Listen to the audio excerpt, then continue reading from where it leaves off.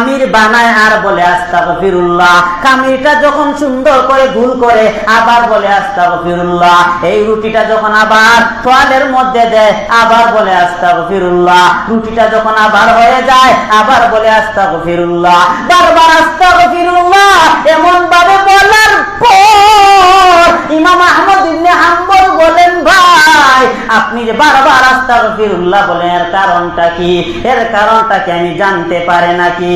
এমন সময় রুটি দোকানদার বলে, আমি আপনাকে চিনি না, তবে আপনাকে আমি বলে দেই, আমি এই আস্তাগফিরুল্লাহ বলিয়া আমি এই পর্যন্ত যতটা কাজ করেছি সমস্ত কাজগুলো আমার আল্লাহ বরকত পূর্ণ করে দিছে, সমস্ত কাজ আমার আল্লাহ কবুল করে নিছে। এমনকি আমি আস্তাগফিরুল্লাহ বলিয়া আজ পর্যন্ত আমি যত দোয়া করেছি আমার আল্লাহ আস্তাগফিরুল্লাহর বিনিময়ে আমার জিন্দেগির সমস্ত দোয়া কবুল করে নিছে। এমন সময় আল্লাহর ওলিকে বলে, হুজুর কিন্তু আমার বড় দুঃখ, আমার বড় ব্যথা, আমি আল্লাহর কাছে যত দোয়া করেছি সমস্ত দোয়া আল্লাহ কবুল করেছে, কিন্তু একটা দোয়া আমার আল্লাহ আমার কবুল করেন নাই। আল্লাহর ওলি বললেন, কি দোয়া? এমন সময় রুটি দোকানদার বলে, হুজুর আমি আমার জামানার ইমাম আহমদ ইবনে হাম্বলকে সচক্ষে একটা বাথরুম আর দেখতে চাই, আজ পর্যন্ত আমার আল্লাহ আমার এই দোয়াটা কবুল করতেছেন না। সাথে সাথে আল্লাহর ওলি ইমাম আহমদ ইবনে হাম্বল বলে, ভাই এখন আমি বুঝতে পারলাম আমার আল্লাহ আমাকে এত দূর সফর করে আনাইয়া কিসের জন্য আমাকে রাত্রে থাকার ব্যবস্থা করলেন, কিসের জন্য মসজিদে ব্যবস্থা না হইয়া তোমার দোকানে আমার ব্যবস্থা হইল, এতক্ষণে আমি বুঝতে পারলাম। ও ভাই তুমি এই আস্তাগফিরুল্লাহ বলিয়া আল্লাহর কাছে ইমাম আহমদ ইবনে হাম্বলের জন্য দোয়া করেছ, তুমি যে আহমদ ইবনে হাম্বলকে দেখতে চাও সেই আহমদ ইবনে হাম্বল আর কেউ না, আমি হলাম ইমাম আহমদ ইবনে হাম্বল। তাহলে কি বোঝা গেল? ইস্তেগফার করিয়া যেই দোয়া করা হয় সেই দোয়াটা আমার আল্লাহ কবুল করে নেয়। এই লোকটা মুস্তাজাবুদ দাওয়া হয়ে গেছে। মুস্তাজাবুদ দাওয়া কাকে বলে? মুস্তাজাবুদ দাওয়া এমন লোককে বলা হয় যেই লোকটা হাত তুলতে দেরি হয়, সেই লোকটার হাত আমার আল্লাহ খালি ফিরিয়ে দেয় না। যে কোনো কিছু আল্লাহর কাছে দোয়া করতে দেরি হয়, আমার আল্লাহ তার দোয়া কবুল করতে দেরি করে না। তাকেই মুস্তাজাবুদ দাওয়া বলা হয়। দেখেন লোকটা ইস্তেগফারের আমল করতে الحمد لله الأكرم الذي خلق الإنسان وكرم وعلمه من البيان ما لم يعلم فسبحان الذي لا يحصى امتنانه باللسان ولا بالقلم ونشهد أن لا إله إلا الله وحده لا شريك له لا ضد له ولا ند له. أما بعد فأعوذ بالله من الشيطان الرجيم.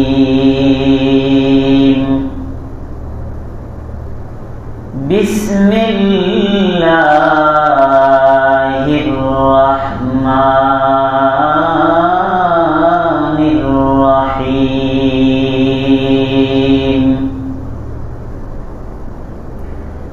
واستغفر الله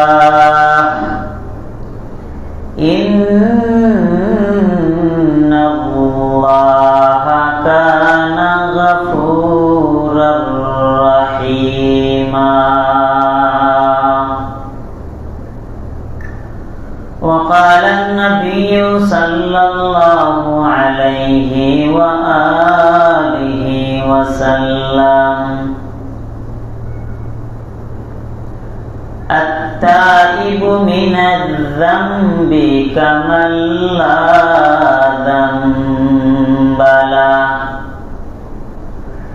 أو كما قال النبي عليه الصلاة والسلام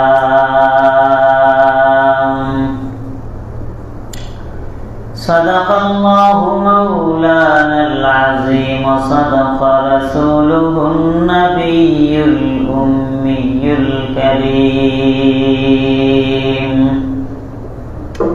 ونحن على ذلك لمن الشاهدين والشاكرين والذاكرين والحمد لله رب العالمين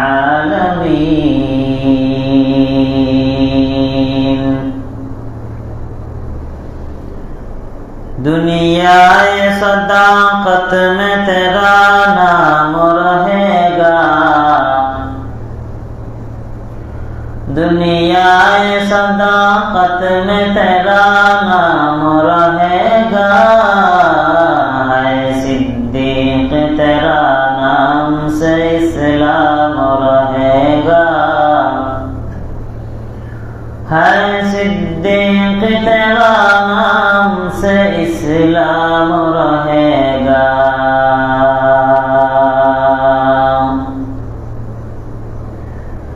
दुनिया अदालत में तेरा नाम रहेगा दुनिया अदालत में तेरा नाम रहेगा है उम्र तेरा नाम से इस्लाम रहेगा है उम्र तेरा नाम से इस्लाम रहेगा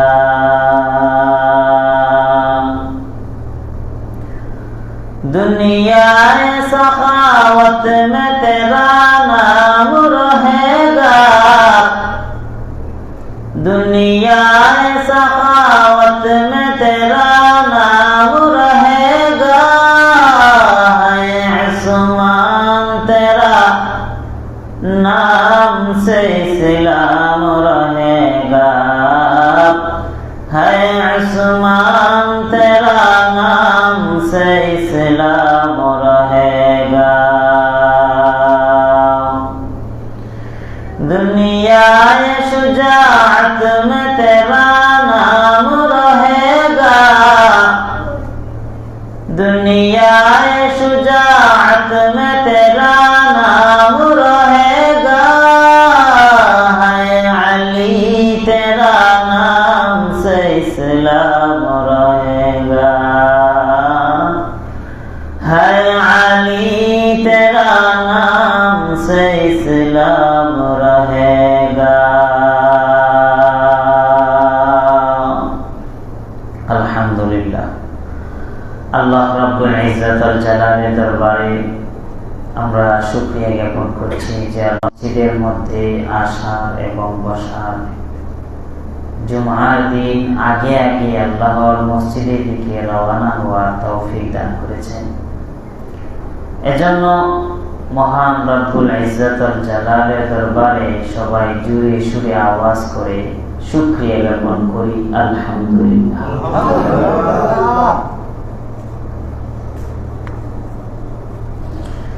আজকে আমরা আলোচনা করব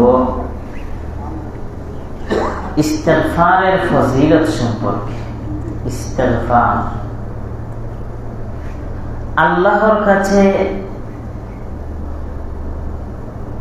তওবা করা, ইস্তিগফার করা জন্মের পর থেকে নিয়ে আমাদের এই জীবনকাল পর্যন্ত কত গুনাহ করেছি, কথায় কথায় মিথ্যা বলেছি, কথায় কথায় ওয়াদা খেলাফ করেছি, কত ওয়াক্ত জীবনে নামাজ ছেড়েছি, কত মানুষের হক নষ্ট করেছি, কত মানুষের গীবত করেছি, পরনিন্দা করেছি। এত গুনাহ জমা হয়ে গেছে এই অল্প জীবনের মধ্যে। আল্লাহর কাছে ক্ষমা চাইতে হবে, আল্লাহর কাছে মাফ চাইতে হবে। ক্ষমাটা যদি ক্ষমার মতো হয়, আল্লাহর কাছে ইস্তেগফার করাটা যদি করার মতো হয়, নবী বলেন মন থেকে খালিস ভাবে একবার ইস্তেগফার বলার কারণে আল্লাহ জিন্দেগির গুনাহ মাফ করে দিবেন। জোরে বলেন সুবহানাল্লাহ। ইস্তেগফারের এত দাম, জিন্দেগির গুনাহ আল্লাহ মাফ করবে, তবে পদ্ধতি আছে, সিস্টেম আছে। কোনের জুমায় বলেছিলাম, আবারও বলবো আর একটু সময় পরে। ইস্তেগফার যদি সিস্টেম অনুযায়ী, পদ্ধতি অনুযায়ী ইস্তেগফার যদি করার মতো করা যায়, একবার ইস্তেগফার বলার কারণে আল্লাহ জিন্দেগির গুনাহ মাফ করে দিবে। সুবহানাল্লাহ। তবে এই ক্ষমাটা, এই ইস্তেগফারটা আপনার মৃত্যুর গড়গড়ি শুরু হওয়ার পূর্বে হতে হবে। কথা বুঝেন ভালো করে। রাসূল বলেন, ইন্নাল্লাহা ইয়াকবালু তাওবাতাল আবদি মা লাম ইউগারগির। নিশ্চয় আল্লাহ তাআলা বান্দার তওবা ততক্ষণ কবুল করেন যতক্ষণ পর্যন্ত বান্দার মৃত্যুর গড়গড়ি শুরু না হয়। কথা বুঝেন, যতক্ষণ পর্যন্ত বান্দার মৃত্যুর গড়গড়ি শুরু না হয় ততক্ষণ পর্যন্ত আল্লাহর কাছে যদি তওবা করার মতো করতে পারে, ইস্তেগফার করার মতো করতে পারে, একবার ইস্তেগফারের বিনিময়ে জিন্দেগির গুনাহ মাফ হয়ে যাবে। এখন মনে করেন মৃত্যুর গড়গড়ি শুরু হয়ে গেছে, একটু পরেই মালাকুল মউত জান কবজ করবে। এমন সময় যদি আপনি বলেন, আল্লাহ আর মিথ্যা বলবো না, আর গীবত করবো না, আর নামাজ ছাড়বো না, আর রোজা ছাড়বো না, আর যাকাত দেওয়া বন্ধ করবো না, আচ্ছা বলেন একটু পরেই যার মৃত্যু হবে, সে যদি এমন সময় এমন তওবা করে, এই তওবা কি কবুল হবে? আচ্ছা, তখন তওবা করলেও কি সে ঠিক হতে পারবে? মনে করেন একটু পরেই যে মানুষটা মারা যাবে, এমন সময় যদি বললে আল্লাহ আর নামাজ ছাড়বো না, তার কি নামাজ পড়ার সুযোগ আছে? সুযোগ থাকলে তো ছাড়তো, সুযোগই তো নাই। দেখেন রাসূল বলেন, আল্লাহ ততক্ষণ পর্যন্ত আপনাকে সময় দিয়েছেন, সুযোগ দিয়েছেন, যে মৃত্যুর গড়গড়ি শুরু হওয়ার আগ পর্যন্ত আপনার তওবার সুযোগ আছে। এখন বিষয় হলো আমার কবে মৃত্যুর সময় হবে, কবে আমার মৃত্যুর সময় ঘনিয়ে আসবে, কখন আমি কি অবস্থায় কোথায় মারা যাই আমি তো জানি না। তাহলে সব সময় অন্যায় হয়ে গেলে, অপরাধ হয়ে গেলে আল্লাহর কাছে ক্ষমা চাওয়া, আল্লাহ অপরাধ করে ফেলেছি তুমি ক্ষমা করে দাও, আল্লাহ অপরাধ করে ফেলেছি তুমি মাফ করে দাও। করার মতো যদি করতে পারো, করার মতো যদি করতে পারো, রাসূল বলেন একবার ইস্তেগফার মন থেকে করার মাধ্যমে আল্লাহ জিন্দেগির গুনাহ মাফ করে দিবেন।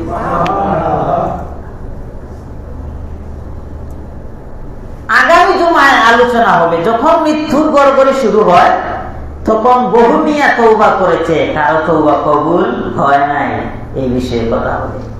আজকে শুধু বুঝেন ইস্তেগফারের আলোচনা। ইস্তেগফারের অনেক দাম, ইস্তেগফারের অনেক ফজিলত।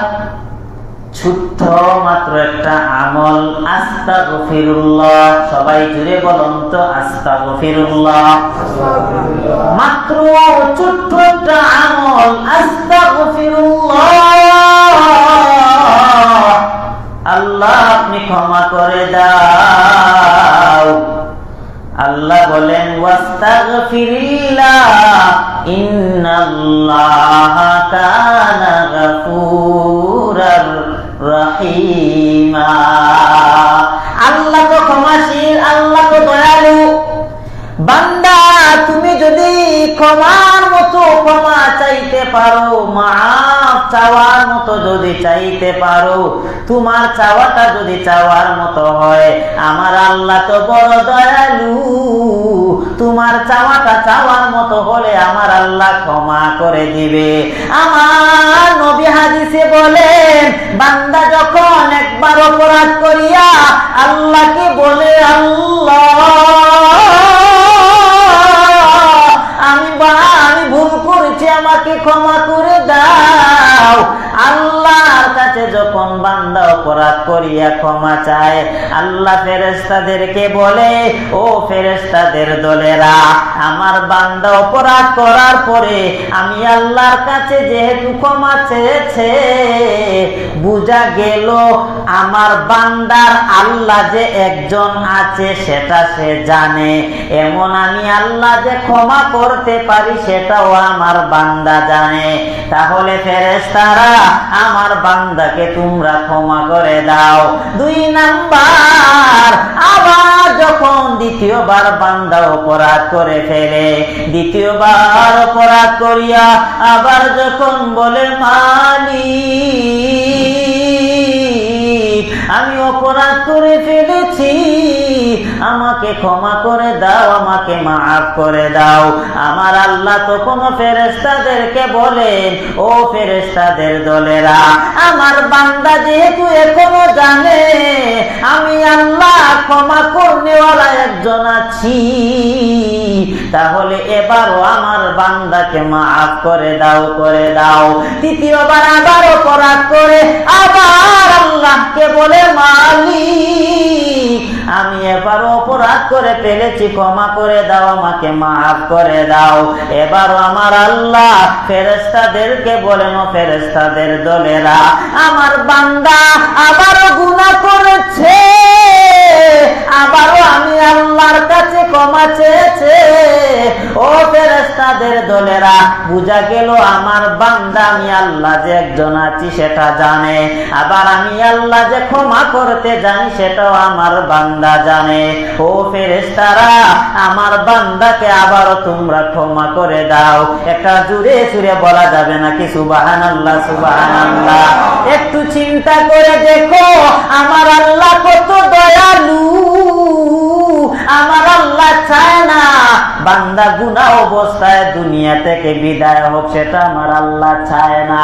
এজন্যই তো ইবলিস যখন আল্লাহকে বলেছিল, আল্লাহ আমি আপনার বান্দাকে সব সময় ভালো কাজ থেকে খারাপ কাজে নিয়ে যাব, আপনার বান্দা নামাজে যাইতে চাইবে, আমি তাকে নামাজ থেকে বিরত রাখিয়া খেলার মধ্যে নিয়ে যাইব, আমি তাকে নামাজ থেকে বিরত রাখিয়া তাকে আমি মন্দ কাজের দিকে নিয়ে যাইব।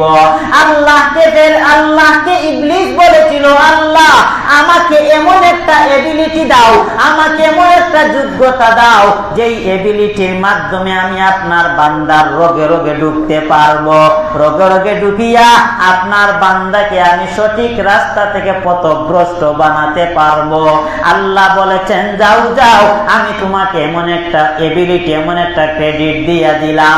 তবে ইবলিস তুমি শুনে নাও, তুমি আমার বান্দাকে যতই তুমি পথভ্রষ্ট বানাইবা, যতই তুমি আমার বান্দাকে সঠিক রাস্তা থেকে ভুল রাস্তার দিকে নিয়ে যাইবা, আমার বান্দা যদি একবার মাত্র আমি আল্লাহর দিকে রুজু হয়ে বলে, আল্লাহ ও দয়ার মালিক আমি অনেক অনেক ভুল করে ফেলেছি শয়তানের ধোঁকায় পড়িয়া, ও আল্লাহ আমি আপনার দিকে ফিরে আসলাম, আপনি ক্ষমা করে দাও।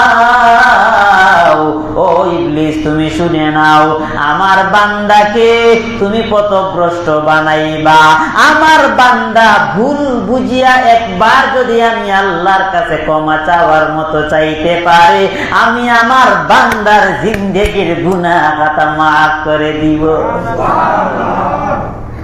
এখন একটু বুঝো আল্লাহ কত দয়ালু, আল্লাহ কত ক্ষমাশীল। কিন্তু আমরা দুনিয়ার হেলায় খেলায় পড়িয়া, দুনিয়ার রং তামাশায় পড়িয়া আল্লাহকে ভুলে গেলাম, নবীর আদর্শ ভুলে গেলাম। কত অপরাধ করি, কত অন্যায় করি, গুনাহকে গুনাই মনে করি না, ঠিক না? গুনাহকে গুনাই মনে করি না। এমন এমন পর্যায়ে বর্তমানে কিছু গুনাহ চলে গেছে যে গুনাহগুলোকে আমরা গুনাই মনে করি না। অনেক সময় দেখবেন হাঁটতে, বসতে, খাইতে, ঘুমাইতে মিথ্যা কথা বলে। দিনের সূচনাই হয় মিথ্যা কথা দিয়া, রাত ঘুমাইতে যায় মিথ্যা কথা বলিয়া। মিথ্যা কথা না বললে তার পেটে ভাত হজম হয় না, মিথ্যা কথা না বললে তার এবিলিটি প্রকাশ হয় না, তার যোগ্যতা প্রকাশ হয় না। অথচ আমার আল্লাহ বলেন লাআনাতুল্লাহি আলাল কাযিবিন, মিথ্যাবাদীদের উপর আল্লাহর লানত। নাউজুবিল্লাহ নাই? কিন্তু আমাদের কি হয়েছে? আমরা মিথ্যা কথা না বললে মনে করেন নিজেকে অনেক বড় বিত্তশালী, ওটা প্রমাণ করতে চায় অন্যের কাছে, যা নাই তাই বলে, ঠিক না? আল্লাহ যা দিচ্ছেন এগুলোর উপরে শুকরিয়া আদায় করেন।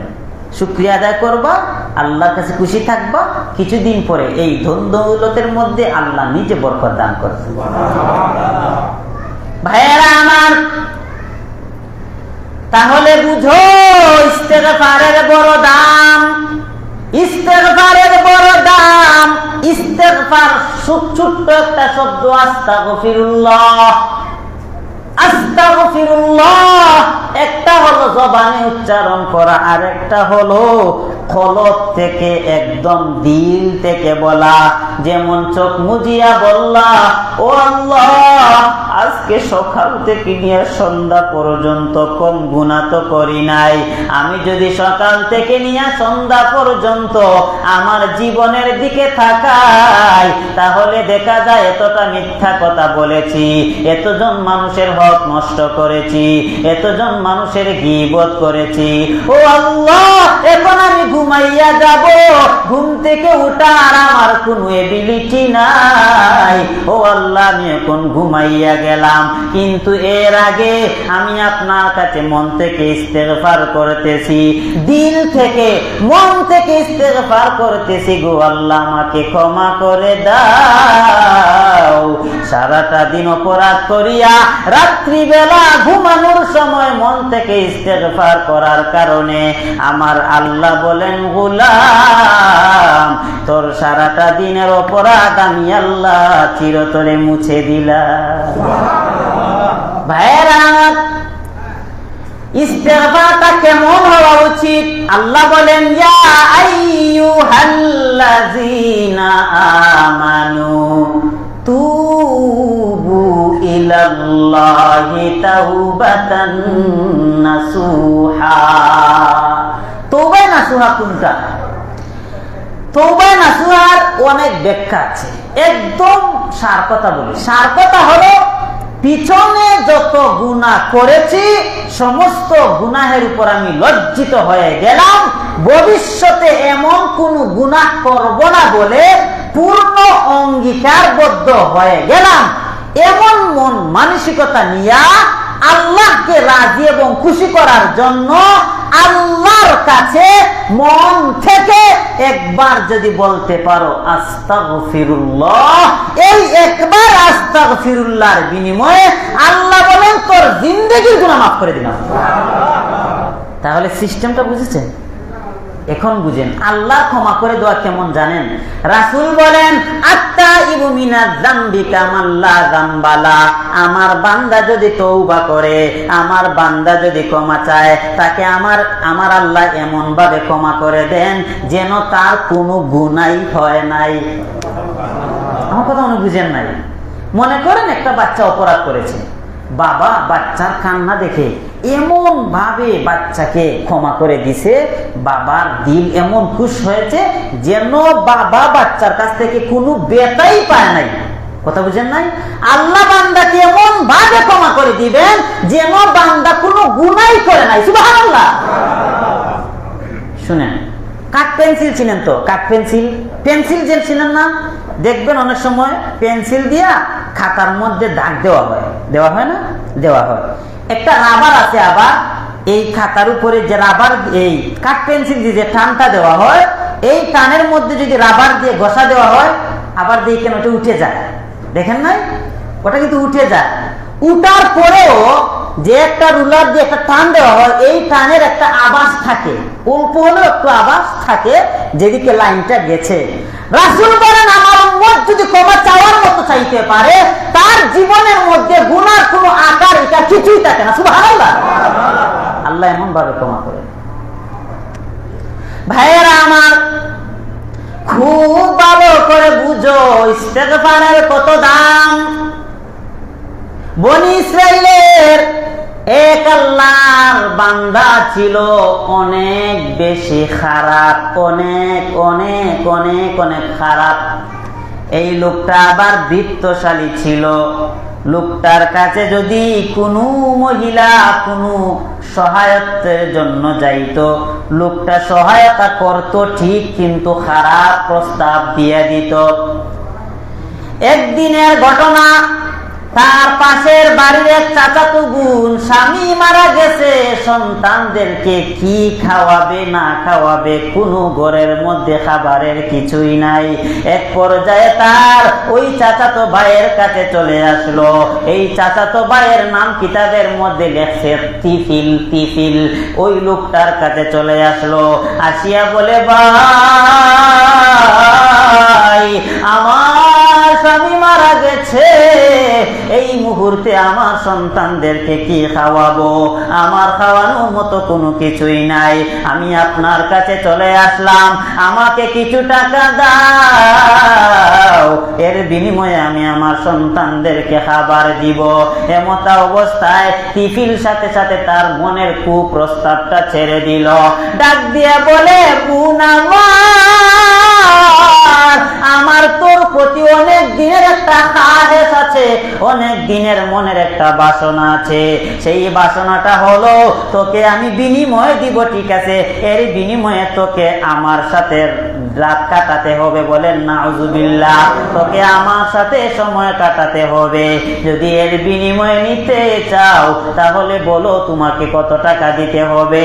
বোন ডাক দিয়া বলে, তিফিল, প্রয়োজনে না খেয়ে থাকবো, তারপরেও তোর এমন কুপ্রস্তাবে আমি রাজি হব না, হব না। এমন সময় বোনটা চলে গেল। কিন্তু বাড়িতে যাওয়ার পর একটু পরে আবার দেখে সন্তানদের কান্না, সন্তানদের পেটের খিদায় হাউমাউ হাউমাউ করে কান্না করতে শুরু করে দিছে। মা তো বড় দরদি হয়, সন্তানদের জন্য নিজের জীবনটা দিয়ে দেয়, তারপরেও মা সন্তানকে কষ্ট দিতে চায় না। বাচ্চাদের এমন কান্না দেখে আবার বোনটা তার চাচাতো ভাই তিফিলের কাছে চলে আসলো। তিফিলের কাছে আসিয়া বলে, ও আমার ভাই তিফিল, তুই আমাকে এমন একটা কুপ্রস্তাব দিলে আমি রাজি না হইবার পারতেছি না, তুই আমাকে টাকা দে, আমি তোর প্রস্তাবে রাজি হয়ে গেলাম। টাকাটা দিয়ে দিল। টাকাটা দেওয়ার পরে যখন নাকি একটা নির্দিষ্ট সময় দিল, একটা গোপন জায়গার তথ্য দিল, ঠিক সময়ে তিফিল এবং ওই চাচাতো বোনটা চলে আসলো।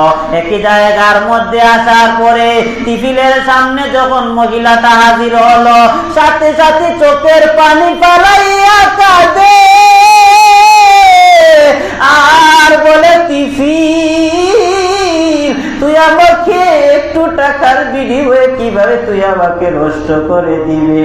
ও তিফিল রে, তুই যদি আমাকে নষ্ট করে দাও, দুনিয়ার পানি দ্বারা না হয় আমি পবিত্র হয়ে গেলাম, কিন্তু আমি এই অপবিত্র শরীর নিয়ে আমি আল্লাহর কাছে কিভাবে দাঁড়াইব? ও তিফিল রে, তুই আমাকে এত বড় সর্বনাশটা করিস না। তিফিল যখন বলে, তুই কাঁদিস কেন? তিফিলকে বলে, তিফিল, তুই আমাকে অনেক অনেক অনেক অনেক খারাপ কাজ করতে পারবি, আমি বাধা দিতে পারবো না, কিন্তু আমি চিন্তা করতেছি আমি আমার মাওলার সামনে কিভাবে হাজির হব, কোন মুখ নিয়ে আমি আমার মাওলার কাছে হাজির হব। এই কথাটা তিফিলের কলব পর্যন্ত এমন ভাবে ধাক্কা মারছে, তিফিল সাথে সাথে বলে, যা যা তুই আমার সামন থেকে চলে যা, চলে যা, চলে যা। তোকে আমি যেই টাকাটা দিলাম এই টাকাটা তুই আমাকে ফেরত দেওয়া লাগবে না। তিফিল মাথা অবস্থায় একটা জঙ্গলে চলে গেছে। জঙ্গলে গিয়া রাতভর আল্লাহর কাছে ক্ষমা চাইতে শুরু করে দিছে। বলেন সুবহানাল্লাহ। একটা জঙ্গলার মধ্যে গিয়া জঙ্গলার মধ্যে আল্লাহকে বলে, আল্লাহ আমার অন্তরে বড় ধাক্কা লেগে গেছে, কলবের মধ্যে বড় ধাক্কা লেগে গেছে।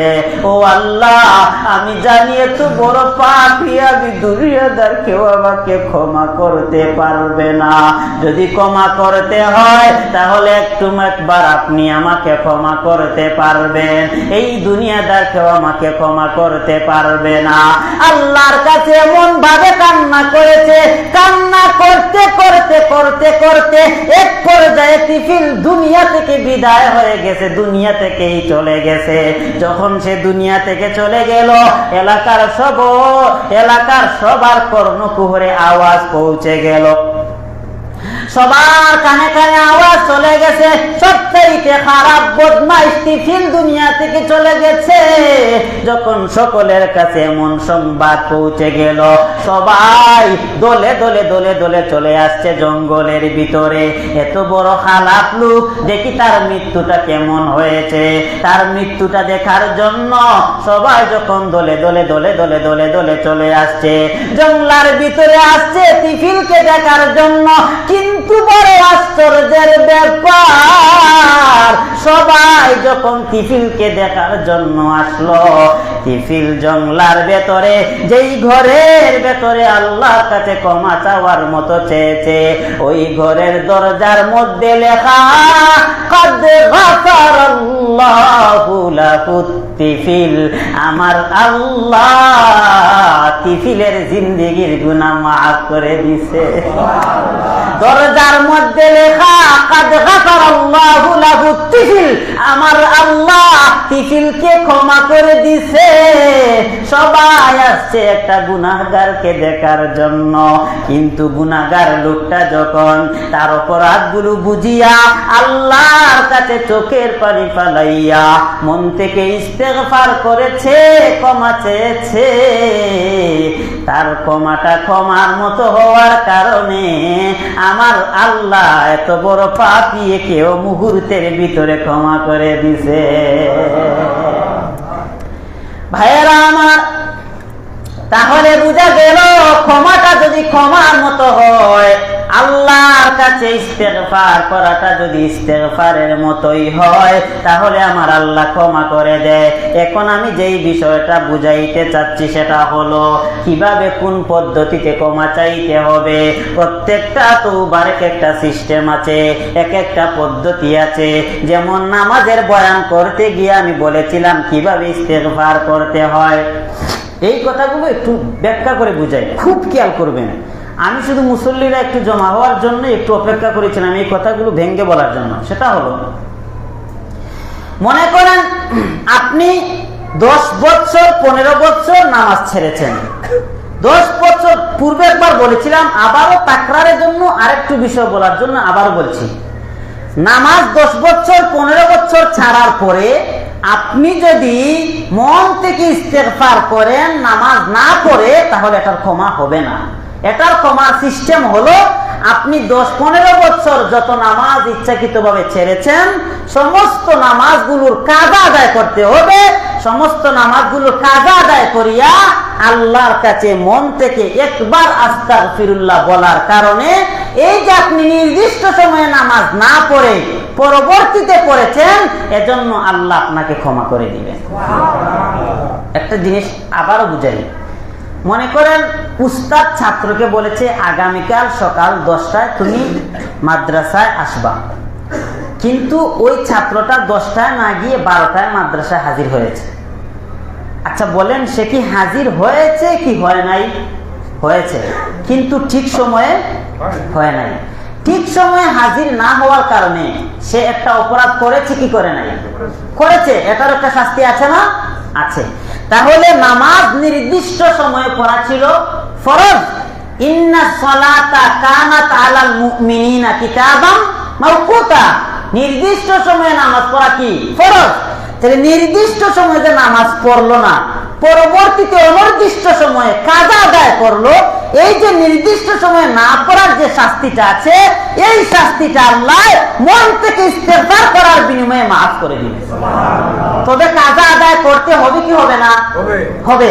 কাজা আদায় করার পরে আপনি আবার যখন বলবেন আল্লাহ দুনিয়ার লোভে পড়িয়া শয়তানের দুকায় পড়িয়া আমি নামাজ ছেড়েছিলাম, আমি কাজা আদায় করেছি, আমাকে আপনি ক্ষমা করে দাও, যখন কাজা আদায় করিয়া মন থেকে আবার ইস্তেগফার করবেন, তখন তোমার নাম আর বেনামাজিদের খাতায় থাকবে না, তোমার নাম 5 ওয়াক্ত যথাযথ নামাজ পালনকারীদের খাতায় উঠে যাবে।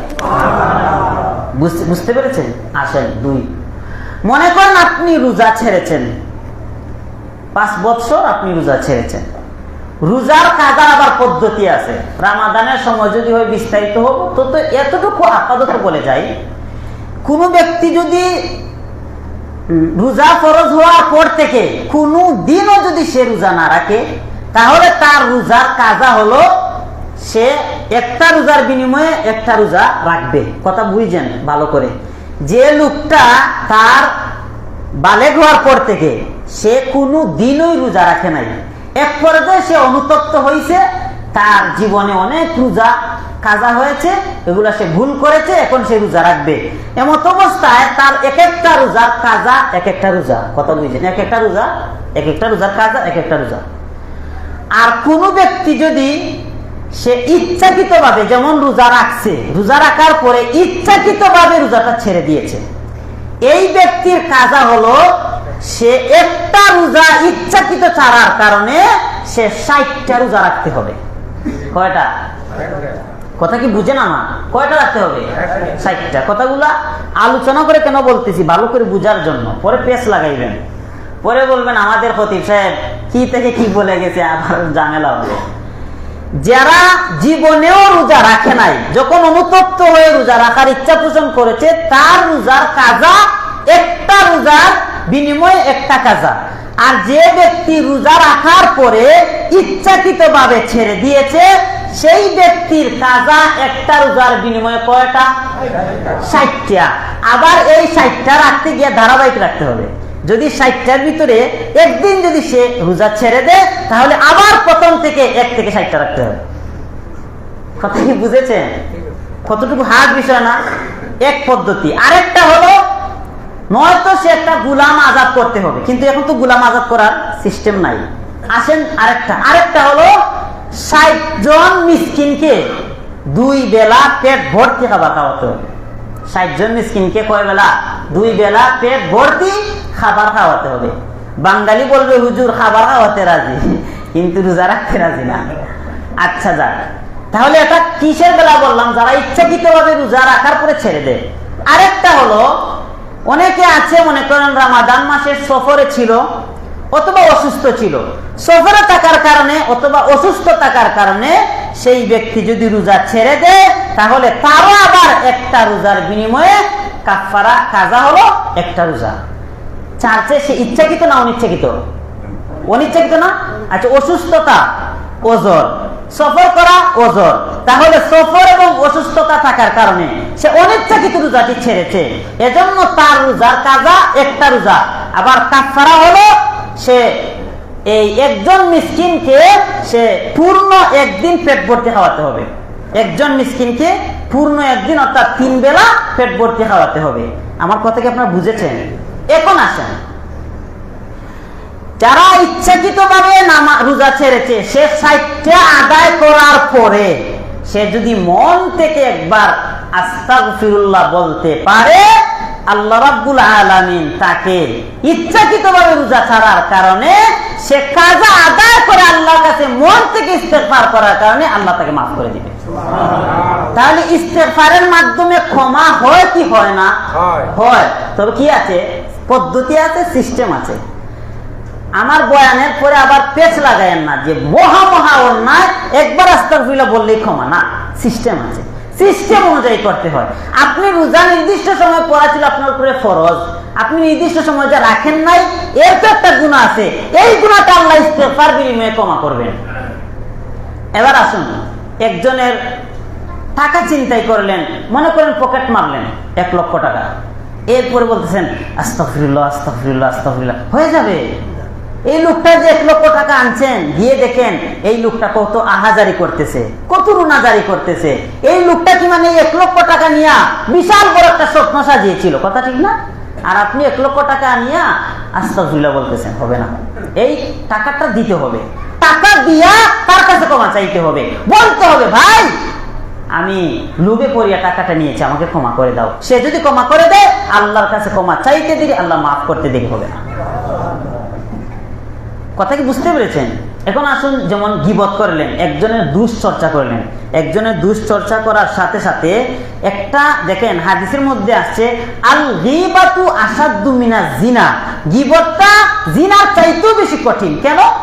দেখেন একটা পুরুষ এবং একটা মহিলা যখন অবৈধভাবে সম্পর্কে জড়িত হয়, তখন তারা যতক্ষণ সম্পর্কে জড়িত থাকে, মিশকাত শরীফের হাদিসে আছে তার ভিতর থেকে ঈমান চলে যায়, তার ঈমানটা চলে যায়, মাথার উপরে ছায়া হিসেবে থাকে।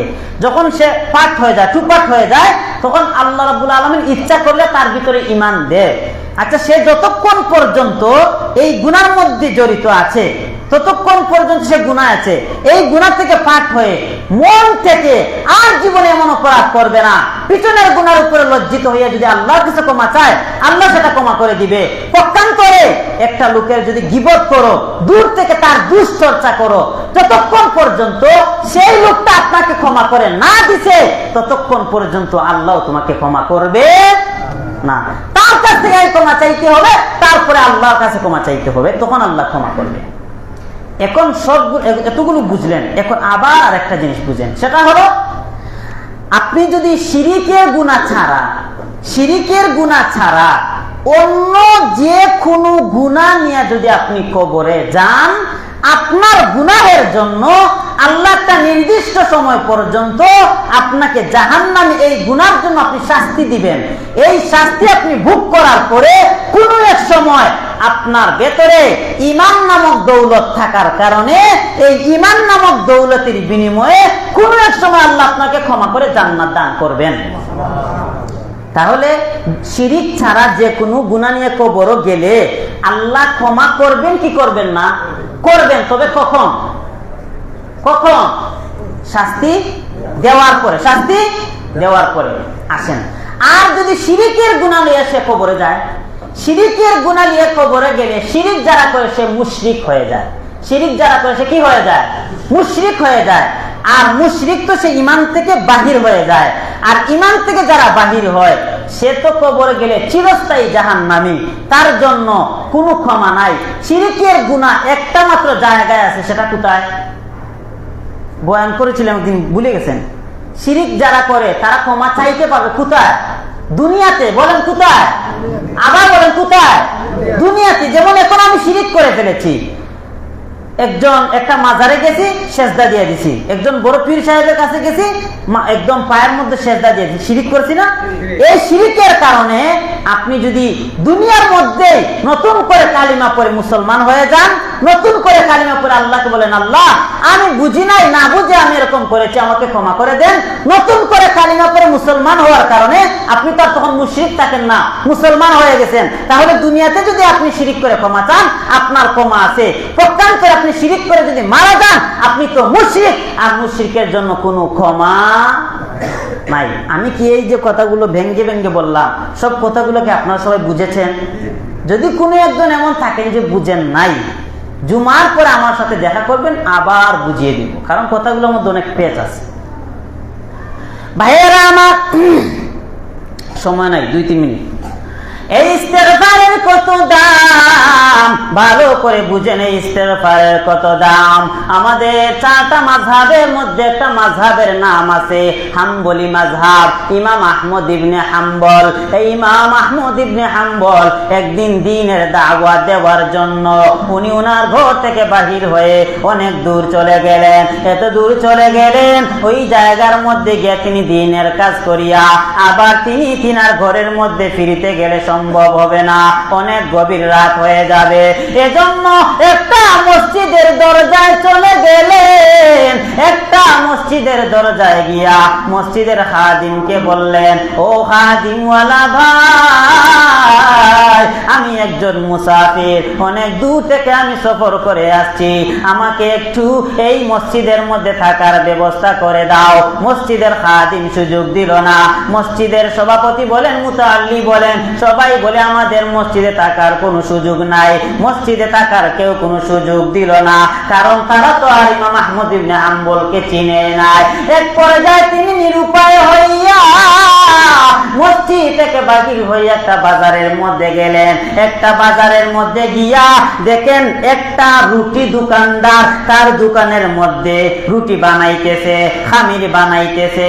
উনার কাছে গিয়ে বললেন, ভাই, আমি অনেক দূর থেকে সফর করে আসছি, আপনি আমাকে একটু আপনার দোকানে থাকার ব্যবস্থা করে দেন। কেবলমাত্র প্রভাত হবে, সকাল হবে, সাথে সাথে আমি আপনার এখান থেকে বিদায় নিয়ে চলে যাব। যখন এই রুটি দোকানদারের কাছে আবদার করলেন, রুটি দোকানদার বলে, ঠিক আছে ভাই, আমি আপনাকে আজ রাত্রি থাকার জন্য ব্যবস্থা করে দিলাম। ইমাম আহমদ ইবনে হাম্বল তার দোকানের মধ্যে বসে আছেন। এমন সময় তাকাইয়া দেখেন এই রুটিওয়ালা খামির বানায় আর বলে আস্তাগফিরুল্লাহ। খামিরটা যখন সুন্দর করে গুল করে আবার বলে আস্তাগফিরুল্লাহ। এই রুটিটা যখন আবার তোয়ালের মধ্যে দেয় আবার বলে আস্তাগফিরুল্লাহ। রুটিটা যখন আবার হয়ে যায় আবার বলে আস্তাগফিরুল্লাহ। বারবার আস্তাগফিরুল্লাহ এমন ভাবে বলার পর ইমাম আহমদ ইবনে হাম্বল বলেন, ভাই, আপনি যে বারবার আস্তাগফিরুল্লাহ বলেন, এর কারণটা কি? এর কারণটা কি আমি জানতে পারি নাকি?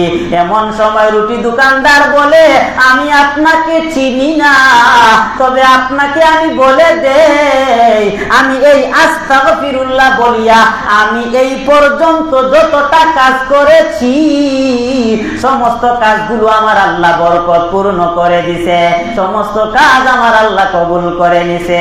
এমনকি আমি আস্তাগফিরুল্লাহ বলিয়া আজ পর্যন্ত আমি যত দোয়া করেছি আমার আল্লাহ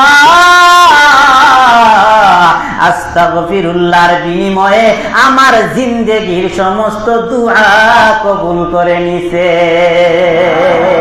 এমন সময় আল্লাহর ওলিকে বলে, হুজুর, কিন্তু আমার বড় দুঃখ, আমার বড় ব্যথা, আমি আল্লাহর কাছে যত দোয়া করেছি সমস্ত দোয়া আল্লাহ কবুল করেছে, কিন্তু একটা দোয়া আমার আল্লাহ আমার কবুল করেন নাই।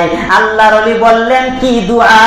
এমন সময় রুটি দোকানদার বলে, হুজুর, আমি আমার জামানার ইমাম আহমদ ইবনে হাম্বলকে সচক্ষে একটা বাথরুম আর দেখতে চাই। আজ পর্যন্ত আমার আল্লাহ আমার এই দোয়াটা কবুল করতেছেন না। সাথে সাথে আল্লাহর ওলি ইমাম আহমদ ইবনে হাম্বল বলে, ভাই, এখন আমি বুঝতে পারলাম আমার আল্লাহ আমাকে এত দূর সফর করে আনাইয়া কিসের জন্য আমাকে রাত্রে থাকার ব্যবস্থা করলেন, কিসের জন্য মসজিদে ব্যবস্থা না হইয়া তোমার দোকানে আমার ব্যবস্থা হইল, এতক্ষণে আমি বুঝতে পারলাম। ও ভাই, তুমি এই আস্তাগফিরুল্লাহ বলিয়া আল্লাহর কাছে ইমাম আহমদ ইবনে হাম্বলের জন্য দোয়া করেছ। তুমি যে আহমদ ইবনে হাম্বলকে দেখতে চাও, সেই আহমদ ইবনে হাম্বল আর কেউ না, আমি হলাম ইমাম আহমদ ইবনে হাম্বল। তাহলে কি বোঝা গেল? ইস্তেগফার করিয়া যেই দোয়া করা হয় সেই দোয়াটা আমার আল্লাহ কবুল করে নেয়। এই লোকটা মুস্তাজাবুদ দাওয়া হয়ে গেছে। মুস্তাজাবুদ দাওয়া কাকে বলে? মুস্তাজাবুদ দাওয়া এমন লোককে বলা হয় যেই লোকটা হাত তুলতে দেরি হয় সেই লোকটার হাত আমার আল্লাহ খালি ফিরিয়ে দেয় না। যে কোনো কিছু আল্লাহর কাছে দোয়া করতে দেরি হয় আমার আল্লাহ তার দোয়া কবুল করতে দেরি করে না। তাকেই মুস্তাজাবুদ দাওয়া বলা হয়। দেখেন লোকটা ইস্তেগফারের আমল করতে করতে মুস্তাজাবুদ দাওয়া হয়ে গেছে। আমার ভাই, এই ছোট্ট মাত্র একটা আমল আস্তাগফিরুল্লাহ, আপনি কাজকর্মে ব্যস্ত থাকেন, জবান তো আপনার কাজে নয়, টুটে টুটে টুট মিলাইয়া আস্তাগফিরুল্লাহ আস্তাগফিরুল্লাহ আস্তাগফিরুল্লাহ পড়তে থাকেন। আমার নবীর তো কোনো গুনাহ ছিল না, পূর্বেও ছিল না, পরেও ছিল না, তারপরেও প্রতিদিন আল্লাহ রাসূল নিম্নে 100 বার আল্লাহর কাছে ইস্তেগফারের আমল করতেন। বলেন সুবহানাল্লাহ। আর আমাদের গুনাহের অভাব নাই, আস্তাগফিরুল্লাহ দিনে একবারও মুখে উচ্চারণ হয় না। যতটুকু আলোচনা করলাম আল্লাহ সুবহানাহু ওয়া তাআলা আমাকে আপনাদের সবাইকে আমল করার তৌফিক দান করুন। সকলে বলুন আমিন। আমার ভাইরা, আপনি